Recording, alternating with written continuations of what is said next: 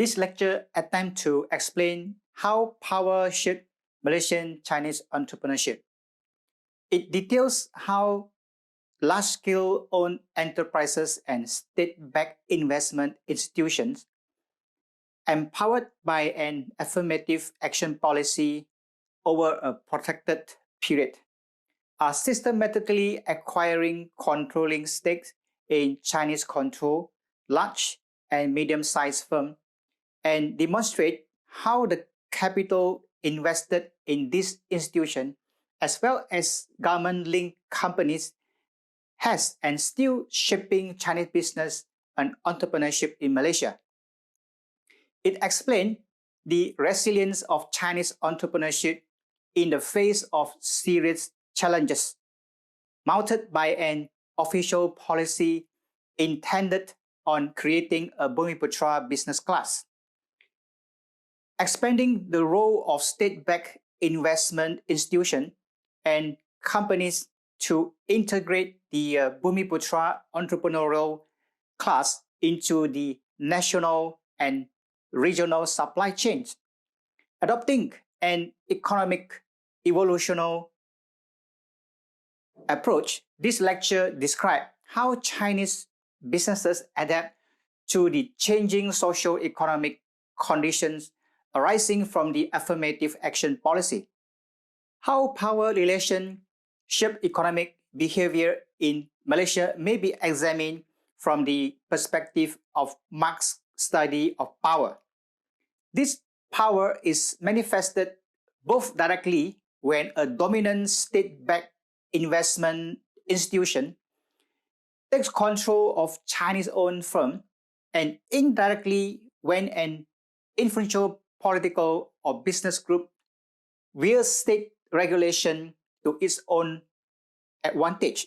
Marx's conflict analysis draws attention to how powerful groups succeed in adopting practices and public policy that promote common interests to work for their benefit. The new economic policy, or the NEP, posed many challenges to ethnic Chinese entrepreneurship and restrained the expansion of Chinese business activities. Chinese ownership of share capital in public listed companies remains fairly substantial and significant up to 1990, almost doubling from 27.2% in 1970 to 45.5%. During the first 2 decades of operation of NEP, Chinese business managed to expand in sectors such as wholesale and retail, where its presence had traditionally been prominent. Chinese owned 78.5% of the wholesale establishment in 1971, compared with 85.2% in 1990, before falling to 81.1% in 1995. However, Chinese-owned retail establishment slipped from 74.6% to 55%.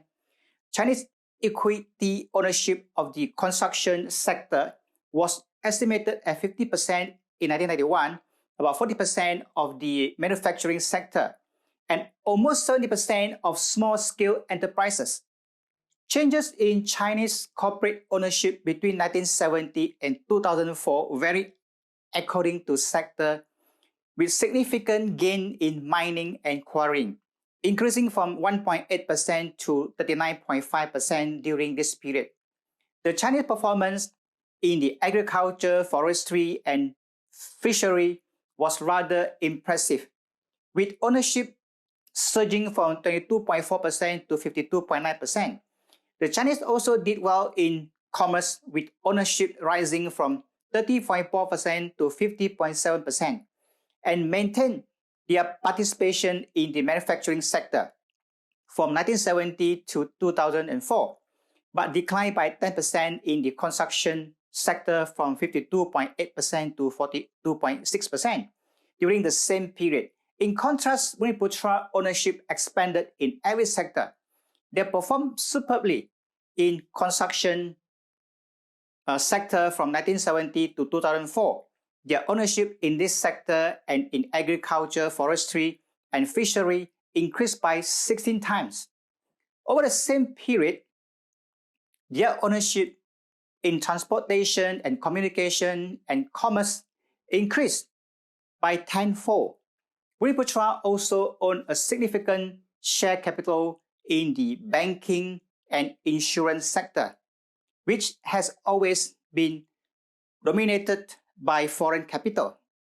The pressure of affirmative action weighing down on the shoulder of Chinese entrepreneurs was most clearly manifested in the banking and finance sector.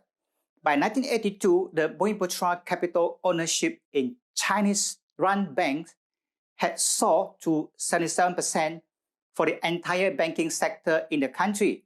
As of June 1985, Bumiputera interests, including trust agency, collectively own 69% of overall equity share of domestic banking and finance companies.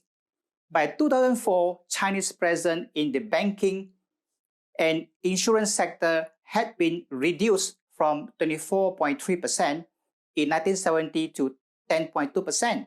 Affirmative action had caused an overall decline of Chinese presence in many sectors of the economy, while that of Bumiputera business has surged on most fronts.